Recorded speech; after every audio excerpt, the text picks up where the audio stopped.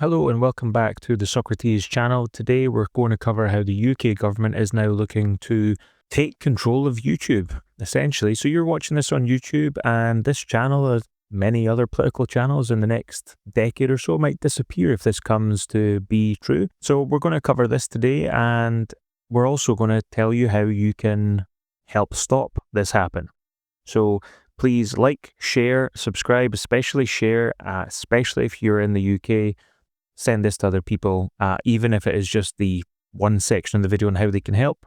So the UK government is running a public consultation called Watch This Space, a new strategic direction for UK media. The proposals include mandatory changes to how content is discovered on YouTube. This could direct audiences away from your channel. As a UK creator, this directly impacts your future. Digital content discovery works best when driven by user choice, not legal requirements. This is a vital window for you to share your perspective before the consultation closes on the 31st of August. Impact of the proposed rules. The proposed new rules include mandatory prominence regime. This could require digital platforms like YouTube and other social medias, by the way, to prioritize and give privileged position to traditional broadcasters, which in the consultation are called PSMs. So that's public service media. And I do have that. We're going to go through that. In user interfaces and recommendation feeds, potentially pushing your content out of sight. Mandating prominence to traditional institutions will impact all other independent digital creators, production companies, and media companies, including through your content will be downranked. So it reduces your user exposure, the threat to the reach of your channel, and so on and so forth. So all in all, what does that all mean? Essentially what that means is the UK is going to decide, the UK government is going to decide what sources are trustworthy, and they're going to potentially put legislation in that make YouTube, because they will jump if the UK tells them to, that make YouTube put this content to the top of the results.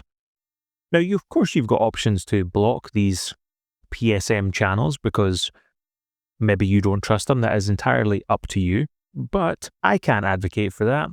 But that's an option that we have unless they bring in legislation that stops you being able to block these channels. But that would certainly send a message. Another thing that I find completely Orwellian is when you're going through the questionnaire, which I will provide a link to below, and then you can fill in this questionnaire.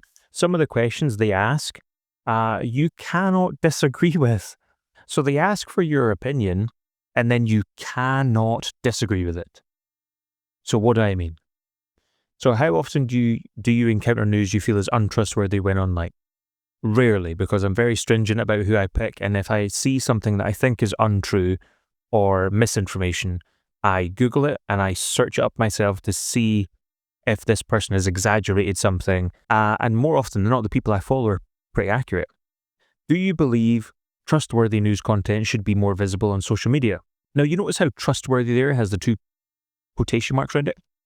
So trustworthy news content in their phrasing in this study here, or not study, so the consultation by Ian Murray, who's this unfortunately Scottish gentleman here who's the MP for Edinburgh, they believe trustworthy news content is from the BBC, from ITV, from Channel 4. So do you believe that you should have more news content from those channels on social media? I don't care. I don't want to watch the BBC. I don't care about the BBC or ITV News or Channel 4 News. I'd rather get my news from an independent who I know has to be trustworthy, and they have to give me accurate data, because if they don't and I find out they're giving me bogus information, I just unsubscribe from them. I stop following them. It's literally their bread and butter. If you follow a political channel and you discover they're giving you nonsense, you just don't like the video, you don't watch the video, you don't share the video, you stop following them. So why would I care about this? And then if we go on to the next page, so this one's a doozy, this one here. If the government gives prominence, which means preferential treatment to trustworthy providers of the news by making them more visible online, should this be, ongoing and always on, or only active during heightened periods of vulnerability? No option for what the fuck are you talking about? No. Just I'm not sure. So the only option you've got there to disagree is not sure. Good job, Ian Murray, by the way, who's the guy that put this together.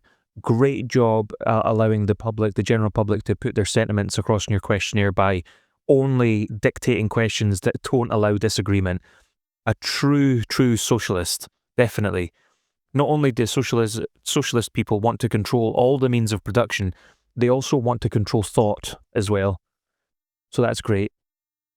And you know what I find funny about this guy, this Ian Murray, as I was researching him, he is part of the Fabian Society. Where's the link to that? Fabian Society. And this is a socialist organisation in the UK who believe in gradualism and reformist policies. Essentially what that means is they will slowly but surely turn a country socialist.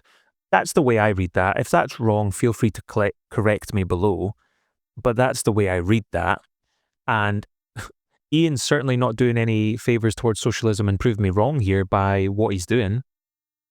And then you cannot write this. Their emblem is a wolf in sheep's clothing. Their emblem is a wolf in sheep's clothing. And I was very surprised that in this little bit here, Intellectuals actually has links to people that are in the society. So there you go. So he's part of the Fabian Society. And he is the Edinburgh MP. I guess he just loves clamping down on freedoms, just like Keir Starmer does with things like digital ID. This is his main site as well, this guy, and he does have social medias. I can't find him calling this consultation out anywhere in his social media, almost as if he didn't want people to find it. And we've only got a month and a half to reply, really. 2 months, just over 2 months maybe. Yeah, just about 2 months. So it's a good job this was caught. So that we can reply, and I urge you to share this and fill this in. You know what I dislike about this though? You can't accurately fill it in, and there is an option you'll notice when you click the link to just email, and I would just email them your thoughts about this rather than answering all these questions, because these questions, Ian, if you see this, do not allow people to disagree with you, and that is abhorrent for a politician. You should be comfortable with being challenged, and you clearly aren't. And again, that's very true of a socialist. And I don't find that at all surprising, because his X channel, the Department of Culture, Media and Sport, because that's what he's all about, is media and stuff, is reposted this from Lisa Nandy, who decided to leave X because it favours abuse. Maybe she's getting abuse. It favours misinformation over meaningful debate. It's not healthy for democracy. What meaningful debate are you getting, Lisa, when the posts that you make all are locked for replies? So no replies there are allowed. No replies there are allowed. And no replies here. And I could keep going. Who are you debating? Who are you debating online? All I see is you reposting stuff and posting and then locking replies so no one can challenge you. I guess it's another socialist. Right, so that's what's going on in the UK right now. The link to reply to this will be in the description below. I urge you to reply to it because it is totalitarian, and we're already in the midst of an Orwellian nightmare, I feel, and I'd like very much to get out of it. And if you are of the same mind as me, then I urge you to subscribe to this channel, because, you know, we're like-minded, why not? And definitely, even if you don't do that, fill in this and reply to it, because I want the government to be less involved in my life, and I want them to be less involved in your life. The only thing the government should be doing is fixing the economy and my local constituency, like roads and stuff like that. I don't need them controlling what I see and what I think, or even no matter how much they'd like to.